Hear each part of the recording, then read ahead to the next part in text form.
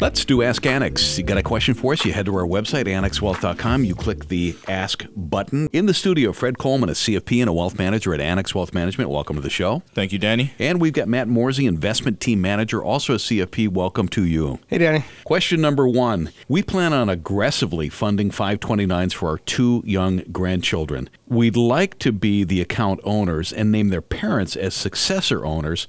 Is there a downside to that approach? Are there any issues that could arise if we're not owners? Yeah, great question. The big thing that comes into play, depending on who owns the assets, is how they're calculated into the FAFSA calculation. So anytime you're applying for a university, what's going to happen is there's going to be an expected family contribution. So they're going to look at the parents' assets, the child's assets, and previously they would also take the grandparents' assets into consideration. Now, there has been a new rule change that states that grandparents' assets will not be taken in consideration when considering FAFSA for the expected family contribution. So from a financial standpoint, it would be better to keep it in the grandparents' name.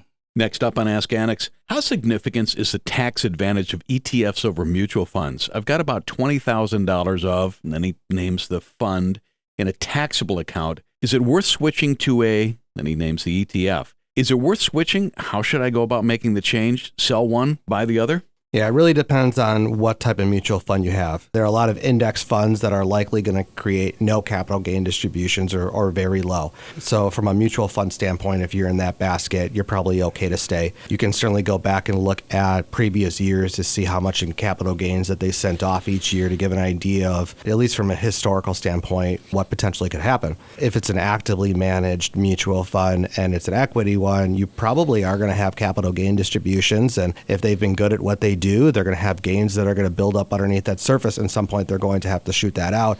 A lot of times those become larger in years that have more volatility or potentially even down years where maybe they get redemptions and they're forced to sell things that they might not want to, and that would create distributions. But again, you can go back and see how efficient they've been in the past with that.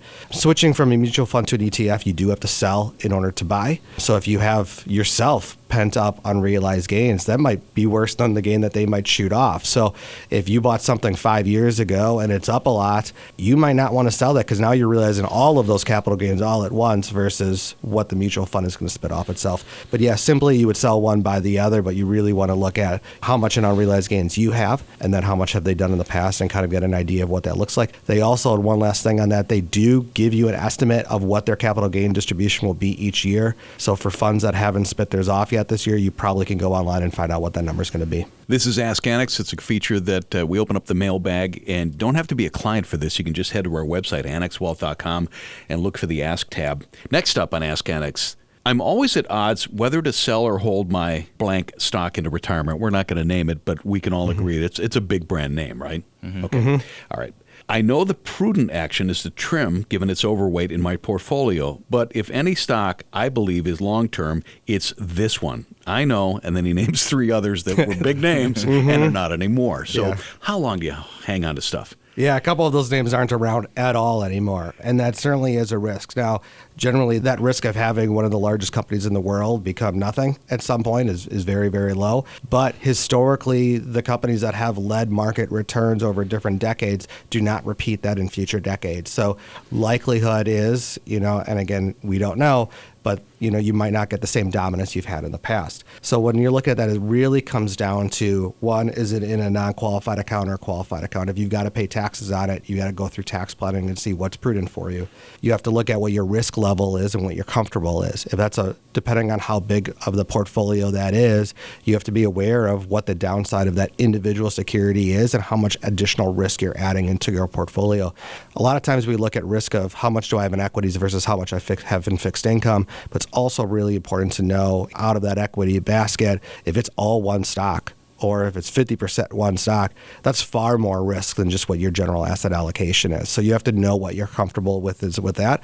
One way to look at it, and if the size is large enough, options are something that you can use. It's hard to get into details of what those strategies are in a segment like this, but it's something that we sit down with clients all the time and review ways to protect themselves and help get them out of those positions over time. But a lot of times you're really looking more at risk management than anything else. And the way that I look at it is from a planning standpoint, you have your needs, bucket, you have your wants bucket, and you have your wishes bucket. When it comes to needs and wants, those aren't really a place to speculate. If you have funds that really won't affect how much you need to retire or to be able to do all the things you want to do, and you want to speculate with one stock, then I really don't mind that at all. Fred Coleman, CFP and a wealth manager at Annex Wealth Management. Thanks. Thank you. Matt Morzy, CFP and an investment team manager at Annex Wealth Management. Thank you. Thank you.